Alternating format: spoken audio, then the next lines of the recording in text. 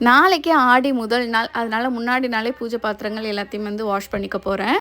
விளக்கு, அதுக்கப்புறம் பஞ்ச பாத்திரம் இதெல்லாம் தான் இன்றைக்கி வாஷ் பண்ணிக்க போகிறேன். ஏன்னா ஆல்ரெடி இப்போ தான் ஒரு 1 வீக் பிஃபோர் தான் எல்லா விக்கிரகங்களும் எடுத்து வாஷ் பண்ணிவிட்டு பாலபிஷேகம்லாம் பண்ணி வச்சுருந்தேன். ஸோ அதனால் விளக்குகள், அதுக்கப்புறம் பஞ்ச பாத்திரத்தில் வைக்கிறது, அப்புறம் நெய்வேத்திய கிண்ணம் எல்லாத்துக்கும் மட்டும் க்ளீன் பண்ணி வச்சிடலான்னு சொல்லிட்டு பண்ணிகிட்ருக்கேன்.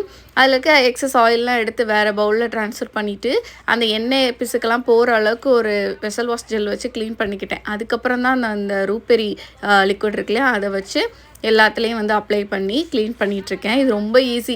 சட்டுன்னு எல்லா வேலையுமே ஒரே செகண்ட்லாம் முடிச்சுற மாதிரி இருக்கும். அதுக்கப்புறம் மங்கள பொருட்கள்லாம் நம்ம வச்சு போல 108 அர்ச்சனை பண்ணுறதுக்கு எல்லாமே யூஸ் பண்ணுவோம் இல்லையா, அந்த மாதிரி எல்லா பொருளையும் என்ன பண்ணுவேன்னா, ஒரு பவுலில் மஞ்சள் விட்டுட்டு பன்னீர் விட்டுட்டு அந்த தண்ணியிலே நல்லா வாஷ் பண்ணி ட்ரை பண்ணி எடுத்து திரும்ப பாக்ஸில் போட்டு வச்சுருவேன். இது பார்த்திங்கன்னா அடுத்தடுத்து நான் பூஜைக்கு யூஸ் பண்ணிவிட்டு ஒரு 2 வீக்ஸ் ஒன்ஸ் இல்லைன்னா மந்த்லி ஒன்ஸ் க்ளீன் பண்ணும்போது இதே மாதிரி மெத்தடில் க்ளீன் பண்ணி எடுத்து வச்சுப்பேன். நாளைக்கு இன்னொரு வீடியோவில் பார்க்கலாம்.